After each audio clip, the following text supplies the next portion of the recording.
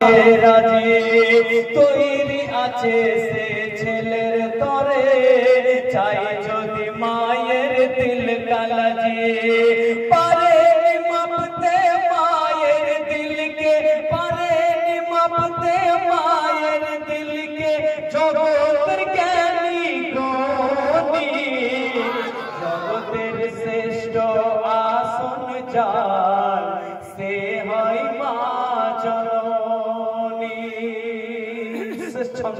কবি কত সুন্দর ভাষায় বলছে, মায়ের শান এত বড় লিখা হাদিস কোরআনে, জান্নাত খোদার পাওয়া যায় মায়ের পবিত্র চরণে, জান্নাত খোদার পাওয়া যায় মায়ের পবিত্র চরণে।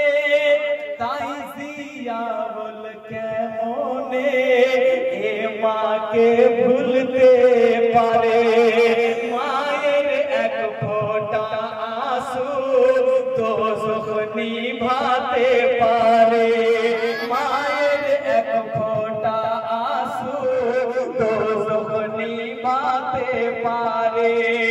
যে জন চুমিবে জান্নাত যাবে, যে জন চুমিবে জান্নাত যাবে, মায়ের চরণ দুখানি, জগতের শ্রেষ্ঠ আসন যার সে হয় মা জননী।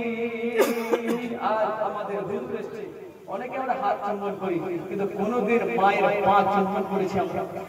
পীর এলে পীরের হাত চুম্বন করি, মা বাবারও হাত চুম্বন করি, কারণ পীরের থেকে মায়ের মর্যাদা হচ্ছে বেশি, মায়ের মর্যাদা হচ্ছে বেশি। আজ আমরা মা বেঁচে থাকাকালীন যতটা ভালোবেসেছি, মা ইন্তেকাল করার পর ততটাই ভালোবাসবো। এইরকম যেন না হয়, তুমি জিন্দা থাকতে দুমুঠো ভাত দাওনি মা বাপের মুখে, মরার পরে খাওয়াও তুমি পাড়ার লোককে, মরার পরে খাওয়াও তুমি পাড়ার লোককে। তুমি কতই না বিরক্ত হতে বাপ মায়ের মুখ দেখে, মরার পরে খাওয়াও তুমি পাড়ার লোককে। মা বাপ হচ্ছে, মা হচ্ছে জান্নাত, আর বাপ হচ্ছে জান্নাতের দরওয়াজা, আপনার তালার চাবি। যদি দুজনকে রাজি না করতে পারে, আপনার সব বৃথা হয়ে যাবে, সব শেষ হয়ে যাবে।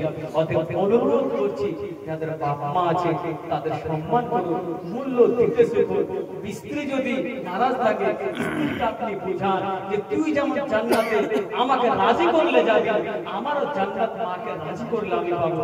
অতএব এইভাবে তাদেরকে বুঝান। আল্লাহ পাক যেন আমাদের বাবা মার খিদমত করার তৌফিক দান করেন। সকলে বলুন আমিন।